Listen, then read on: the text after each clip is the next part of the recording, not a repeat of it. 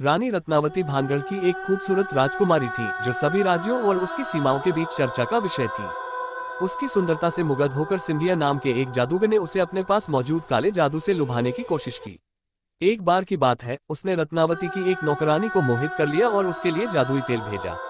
रत्नावती को काले जादू के बारे में कुछ ज्ञान था और उसे जादूगर की चाल के बारे में पता चल गया था। उसने तेल को विशाल शिला पर फेंक दिया। परिणाम स्वरूप शिला जमीन पर लुढ़कने लगी और जादूगर के सिर को कुचल दिया, जिसके कारण उसकी मृत्यु हो गई। मरने से पहले उन्होंने शहर को फिर कभी न बसने का श्राप दिया और कहा कि भानगढ़ पूरी तरह नष्ट हो जाएगा।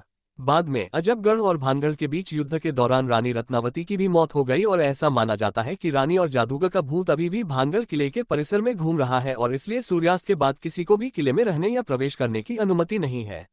अंततः भानगढ़ भारत में सबसे डरावनी स्थानों में से एक बन गया। अगर आप कभी वहां जाए तो सतर्क रहे और सावधान रहे, क्योंकि मीडिया रिपोर्ट्स के मुताबिक गौरव तिवारी वहां सर्वेक्षण के लिए गए थे और उन्होंने वहां 7 रातें बिताई, लेकिन अगले ही दिन उनकी अचानक मृत्यु हो गई और किसी को अभी तक पता नहीं चला कि वे मरे कैसे थे।